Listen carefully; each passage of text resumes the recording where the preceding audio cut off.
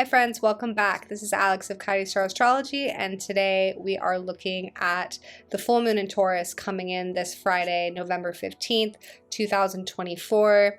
Definitely an interesting one, and I'm actually doing a live stream over on the membership. It's a members only live. This is going to be the first of many. This is sort of our launch of the live stream for members, and it's going to be a really fun evening. We're going to come together as a community, and I'm going to talk about the full moon energies in depth. Our resident tarot reader Nick Xavier is going to be there to talk about the tarot cards with the full moon. We're going to riff some tarot. There's going to be time for you guys to ask questions, so I hope some of you guys will be able to make it.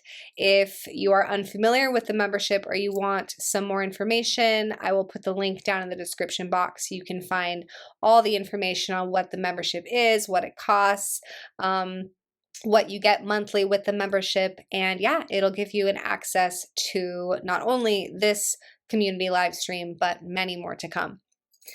All right, so let's take a look at this full moon. This full moon is interesting. There's a lot more behind this than it appears. There's actually sort of like a secret weapon that I actually have not heard anybody talk about yet, but I'm going to talk about it. So let's start with just like the basic foundation of this full moon. Number one, it's interesting because the full moon is conjunct Uranus, and anytime we have a full moon conjunct Uranus, things can definitely get interesting because Uranus is this planet. It's kind of like a jack-in-the-box that's associated with surprises or new realizations that shift the timeline. So a full moon conjunct Uranus is always a bit of a live wire. It's always exciting for that reason, for better or for worse. And I was telling one of my clients the other day, we want to remember that with Uranus, the surprises are not always external, meaning it's not a guarantee that something crazy is going to pop into your life or, surprise you in that kind of more dramatic Uranian way. That absolutely can happen and does often happen. But sometimes, and I've experienced this recently, during a Uranus transit or a Uranus aspect, there can just be a shift in your awareness that is quite dramatic, where you will suddenly find yourself feeling differently about a situation due to a new way that you're seeing it. So we want to give room for both and anticipate that both might be occurring for us this full moon. But I think without a doubt, many people this week leading up to the full moon are being encouraged to look at things in an innovative new way, or may have those glimmers of a new perspective hitting their screen in some way. I think on the stage of the world, there is definitely, and I usually stay away from stuff like this, but there's definitely a possibility for something dramatic that is a surprise to occur on the stage of the world in some way.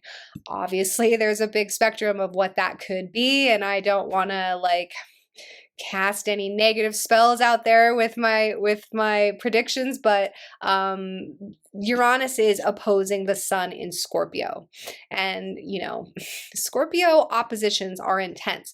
This can be a secret being revealed. This can be an unexpected death. Scorpio has that kind of destructive nature, and it also is associated with unveilings of the kind of darker nature. So I'm just saying, this full moon is on Friday, but now I want to talk to you a little bit about this secret aspect to this full moon that, again, so far I have not heard any other astrologer mention, and that's surprising to me. So aside from the full moon, we have this other really intense aspect happening right now. It's been going on for the last few weeks. It just feels like it's been forever. And this is very intense. Mars is opposite Pluto. So Mars opposite Pluto on its own is a really kind of tumultuous energy because both Pluto and Mars are co-rulers of Scorpio. They're both associated with sort of like this like warlike destruction when they get together, because Pluto is death and rebirth and regeneration, and Mars has that aggressive nature that can be combative, particularly when it's in a stress aspect, to Pluto. Now, Mars also deals with our direction in life. And because Pluto represents change, that means that for each soul on this planet, our direction in life, Mars, is changing. And it's changing in dramatic, surging ways where Pluto is like unearthing all of this stuff from the depths. And each person is kind of going through their own process of assimilating that information. Furthermore, with Mars as the ruler of the North Node, this is just adding to that intensity of like, this is your calling and your purpose, but it's changing, and it's changing from the inside. And there is this intense need to allocate an insane amount of your energy towards yourself at this time, towards that solitary reflection of what do I want? What is best for me? Relationships are going through massive changes as they kind of spin out the back end of that energy. But here's the thing. Mars is in Leo, and Leo is ruled by the sun. And this week, the sun makes an opposition to Uranus. Again, Uranus is associated with unexpected change that comes out of nowhere. So that tells us that within and around this full moon, there is the potential that the illumination of this lunation, as well as the weekend that it's like encapsulated in, might bring about a shift that is dramatic.